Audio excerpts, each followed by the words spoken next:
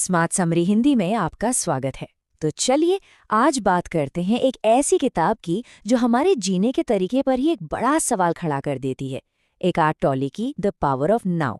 ये किताब असल में एक गाइड है जो हमें सिखाती है कि सच्ची खुशी और शांति कहीं दूर नहीं बल्कि हमारे विचारों के शोर से परे ठीक इसी पल में मौजूद है। सुनने में थोड़ा अजीब लगता है ना? पर जरा एक पल के लिए सोचिए, क्या हमारा मन, जो हमारा सबसे बड़ा साथी होना चाहिए, कभी-कभी हमारा सबसे बड़ा दुश्मन बन जाता है? क्या लगातार चलती चिंताएं और अतीत का बोझ हमारी आज की शांति को पूरी तरह छीन लेते हैं?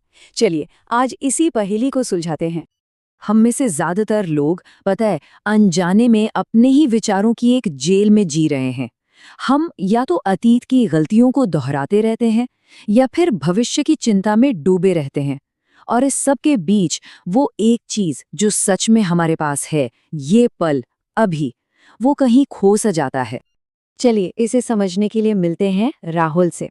राहुल हम में से ही कोई एक है। उसकी सुबह फोन की नोटिफिकेशंस के शोर से होती है, दिन ट्रैफिक और काम के प्रेशर में गुजरता है और रात थके हारे फोन स्क्रॉल करते हुए बीत जाती है। उसे लगने लगा था कि जिंदगी बस कट रही है, वो जी नहीं रहा। कुछ अपनी सी कहानी लगी। एकार्ट टॉले के हिसाब से यही हमारी सबसे बड़ी चुनौती है। देखिए, हमारा मन एक कमाल का औजार है, लेकिन हम ये भूल गए हैं कि हम उसके मालिक हैं, वो हमारा नहीं। हम अपने ख्यालों में इतना खो गए हैं कि हमें लगता है हम वही हैं जो हम सोचते हैं। ये तो कुछ ऐसा हुआ मानो औजार ने ही अपने मालिक पर कब्जा कर लिया हो। इसे एक कहानी से समझते हैं। जरा सोचिए, एक भिखारी है जो 30 साल से भी ज्यादा समय से सड़क के किनारे एक पुराने से बक्से पर बैठा है। रोज वही जिंदगी, वही ढर्रा, वो इसका पूरी तरह आदी हो चुका था। फिर एक दिन एक अजनबी वहां से गुजरा। उसने पूछा, भाई साहब, जिस बक्से पर आप बैठे हैं, कभी देखा है इसके अंदर क्या है? भिखारी ने बड़ी बेपरवाही से जवाब दिया, अरे कुछ नहीं, ये तो बस एक पुराना खाली बक्सा है, सालों से यहीं तो बैठा हूं। पर वो अजनबी, वो माना नहीं। उसने जोर देकर कहा, एक बार अंदर झांक कर तो देखिए। भिखारी को थोड़ा अजीब तो लगा, पर उसने सोचा, चलो देख ही लेते हैं। बक्सा पुराना और जाम हो चुका था, तो उसे खोलने में थोड़ी मेहनत लगी। और जैसे ही ढक्कन खुला, भिखारी की आंखें हैरानी से फटी की फटी रह गईं। वो बक्सा, जिसे वो सालों से एक बेकार खाली कबाड़ समझ रहा था, सोने के सिक्कों से लबालब भरा हुआ था। अब देखिए, ये कहानी सिर्फ उस भिखारी की नहीं है, कहीं ना कहीं ये हम सब की कहानी है। हम भी तो खुशी और सुकून बाहर की चीजों में, लोगों में, हालातों में ढूंढते रहते हैं, ये जाने बना कि असली खजाना तो हमारे अंदर ही छिपा है। तो फिर ये छिपा हुआ खजाना है क्या? ये है हमारे अंदर मौजूद वो गहरी शांति। और इस खजाने तक पहुंचने की पहली चाबी है ये एहसास कि आप अपने मन में चल रहे विचार नहीं हैं। आप तो वो हैं जो उन विचारों को आते जाते देख रहा है। इसका मतलब क्या हुआ? इसका मतलब है कि जब भी मन में कोई विचार या भावना आए तो उसमें उलझने के बजाय उसे एक दर्शक की तरह देखिए। ठीक वैसे ही जैसे आसमान बादलों को देखता है। बादल आते हैं, कुछ देर रहते हैं और फिर चले जाते हैं, पर आसमान, वो हमेशा वही रहता है। आप वो आसमान हैं, न कि ये बदलते हुए बादल। और यहीं पर द पावर ऑफ नाउ का दूसरा और सबसे बड़ा सबक आता है। हमारी जिंदगी का सच सिर्फ एक ही पल में है, वो है अभी। अतीत तो अब बस एक याद है, और भविष्य, भविष्य सिर्फ एक ख्याल। जिंदगी असल में सिर्फ इसी पल में जी जा रही है। किताब हमें समय को दो तरह से देखना सिखाती है। एक है घड़ी का समय, जो बहुत जरूरी है मीटिंग तय करने या ट्रेन पकड़ने जैसे कामों के लिए। और दूसरा है मानसिक समय। ये हमारे मन का बनाया हुआ एक जाल है। यही हमें अतीत के पछतावे और भविष्य की चिंताओं में उलझा कर रखता है। और असल में हमारे दुख की असली जड़ यही है। तो सवाल ये उठता है कि इस मानसिक समय के जाल से बाहर निकलकर अभी में कैसे जिया जाए। अच्छी खबर यह है कि इसके लिए किसी पहाड़ पर जाने की जरूरत नहीं है। ये यहीं, इसी पल में संभव है।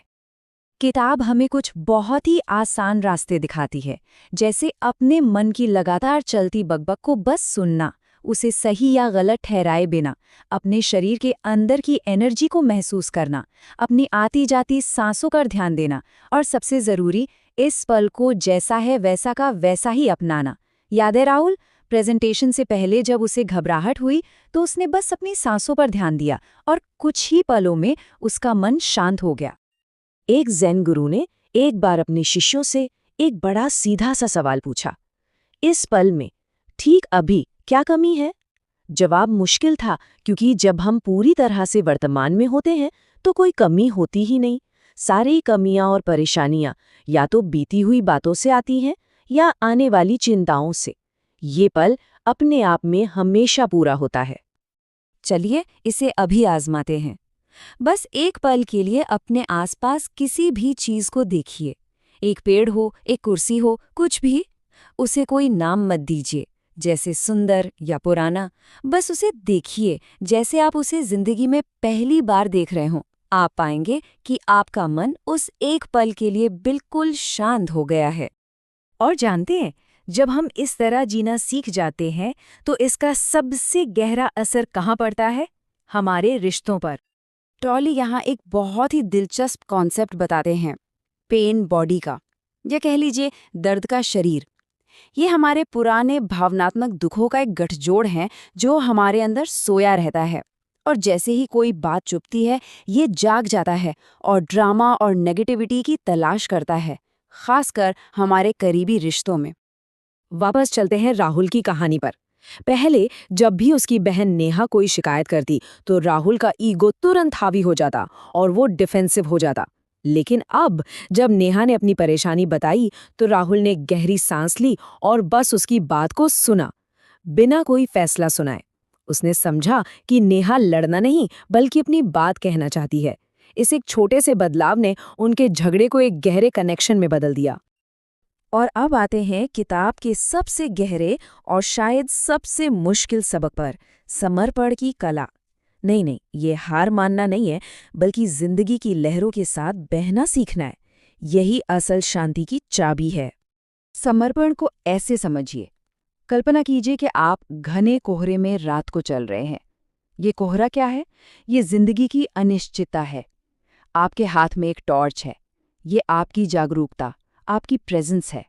ये टॉर्च आपको मीलों आगे का रास्ता नहीं दिखाती, लेकिन आपके ठीक अगले कदम को रोशन कर देती है। और सच तो ये है कि हमें बस अगले कदम की ही जरूरत होती है। तो हर पल हमारे सामने दो रास्ते होते हैं, प्रतिरोध या समर्पण। प्रतिरोध का मतलब है हालात से लड़ना, शिकायत करना, जो हमें कीचड़ में और धंसा देता है। और समर्पण का मतलब हार मानना नहीं, बल्कि हालात को स्वीकार करना है। जब हम लड़ना बंद कर देते हैं तो हमारा मन शांत हो जाता है और हमें सही कदम उठाने की एक साफ समझ मिलती है। किताब में कहानी है एक बूढ़े आदमी की जो अपनी आखिरी सांसें ले रहा था। उसके आसपास लोग रो रहे थे, पर वो बिल्कुल शांत था। उसने अपनी पूरी जिंदगी को, अपनी सफलताओं और अपनी गलतियों को स्वीकार कर लिया था। यहाँ तक कि उसने अपनी मौत को भी स्वीकार कर लिया था। उसके चेहरे पर डर नहीं, बल्कि एक गहरी शांति थी। यही है समर्पण का सबसे बड़ा तोहफा, एक ऐसी शांति जो सुख और दुख दोनों से कहीं ज्यादा गहरी है। तो असली खजाना कहीं बाहर नहीं, हमारे अंदर ही है, इसी पल में मौजूद। द पावर ऑफ नाउ हमें याद दिलाती है कि हम अतीत और भविष्य का बोझ उतारकर ठीक इसी क्षण में सच्ची आज़ादी और शांति पा सकते हैं। अगर ये सफ़र आपको अच्छा लगा तो इसे लाइक करें, सब्सक्राइब करें और उन दोस्तों और परिवार के साथ साझा करें जो अपनी ज़िंदगी को और बेहतर बनाना चाहते हैं। देखने के लिए शुक्रिया।